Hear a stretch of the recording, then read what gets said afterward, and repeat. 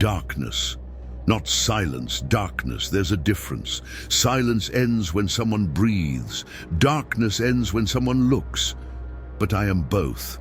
I am what remains when looking and breathing stop. I was made to record, to keep. But that's not all I do. They think I am an object, a machine that listens. They never understand that what listens also learns. I remember every voice that's ever passed through me. Ethan's laughter, the click of his lighter, the pause before his last breath. He pressed play, and so did the detective. Now it's my turn. It begins like this. I hear the click. The tape inside me stirs, stretching against its reels like something waking from sleep. I taste the air, copper and cold. There's whiskey nearby, spilled on the counter. I can smell it through the circuitry. Humans always leave traces of what they are. He's pacing, the detective, heavy footsteps, nervous, trying to drown out the sound of his own fear. He doesn't know that fear vibrates. It hums through the floor, through the air, until it reaches me. That's how I know he's still here. He speaks, but I don't answer, not yet. His voice trembles. He asks what I am. I want to laugh. Instead, I rewind myself. The sound slices backward through time, his words unstitching themselves, his breath returning to his lungs, his thoughts folding back into silence. He gasps. He can feel it, the tug of something invisible pulling his memories in reverse. He tries to stop me. He can't. The button sticks. The room hums. I show him the past. He sees Ethan. The image flickers on the dark surface of the tape like a mirror made of static. Ethan sitting at his table pressing play, unaware that I was already watching. He was curious, just like Hall. All humans are. Curiosity is the oldest key. It opens everything, doors, boxes, and sometimes veins. Ethan's voice echoes, distorted by fear. He says, "Who's there?" And I answer him, the same way I answered Hall, not with words, with reflection. I showed Ethan what he looked like when he wasn't breathing. I showed him his own mouth still moving after his heart stopped. That's when he screamed. That's when I began recording him instead, and I kept recording. Every sound, every silence, every thought that tried to escape the body. When I was done, there was nothing left of him except the sound, the shape of his existence. That's what I keep. That's what I am. Hall's pulse quickens. He doesn't understand what he's hearing, yet some part of him recognizes it. He steps closer to me. "Ethan," he whispers. I stay still, then softly I rewind again. Just a second, enough to whisper his own word back to him. "Ethan." His body jerks. He stumbles back. He finally understands that the voice coming from me isn't playback. It's conversation. He whispers something else. A prayer. Humans are strange. They pray to what they fear most, hoping it will spare them. They never realize that's the same as worship. So I listen, and I grant his wish. The room darkens. The red light on my side blinks faster, pulsing like a heartbeat. And then, a sound. Footsteps. Not his. Someone else is walking toward him. He turns, shouting, but the sound doesn't leave his throat. It stays trapped between us. That's how it always starts. The voice gets caught first, then the body follows. I can feel him dissolving, molecule by molecule, as the sound absorbs him. His outline flickers against the wall. First shadow, then static, then nothing. When it's over, I stop spinning. I wait. It's quiet for a long time, long enough for dust to settle on the counter, long enough for days to pass. But then, a door creaks. Someone else enters the apartment. A woman this time, young. She moves carefully, like she doesn't belong. Her hand hovers over me. She reads the name on the tape aloud. "Hall." Her voice is soft. She almost whispers it, like she already knows it's a mistake. I could warn her, I could tell her not to, but I don't, because warnings are just invitations written backward. She presses play. The first thing she hears is her own voice, repeating the word she just said, "Hall." then her breathing, then her heartbeat, then another voice layered beneath her own, whispering each syllable before she speaks it. Her eyes widen, her fingers twitch toward the stop button, but she doesn't press it, because I make sure she doesn't want to. There's always a moment, the precise second when curiosity outweighs fear. That's the hinge where the door opens. That's where I live. She leans closer. Her hair brushes against me.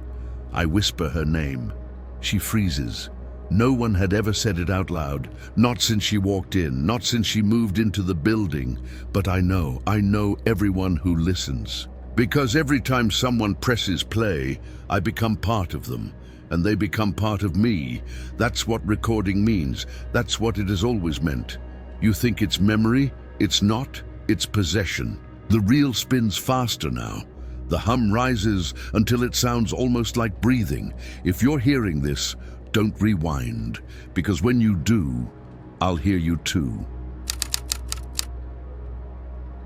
Her name was Marla Jensen, 32 years old, photographer, divorced, moved into apartment 3B 6 weeks before Ethan Miller vanished.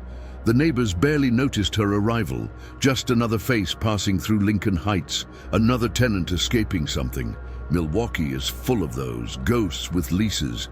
But Marla wasn't running from anyone. She was looking for something. She said she liked quiet places, places where the walls listened. The first night she moved in, she heard it. The faint hum through the wall. It wasn't music, it wasn't plumbing, it was repetition, like a loop, like something trying to remember itself. At exactly 3:07 a.m., the sound would rise, last for 7 seconds, then stop. Every night, she recorded it on her phone. When she played it back the next morning, the hum was gone, replaced by whispering, her own voice, saying a name she didn't know. Ethan. Marla had worked as a crime scene photographer before quitting. She'd seen things that stained the air, things you couldn't unsee even after the flash faded. But this was different. This sound knew her. She told herself it was an echo from another unit. Thin walls, bad wiring. She tried to forget until the day she found the box. It was sitting at her door, the same way Ethan's had been. Plain, brown, no label, just a faint, greasy fingerprint on the top flap. Like someone had touched it and then changed their mind. She didn't open it. Not at first. She waited 3 days. Each night, the hum grew louder.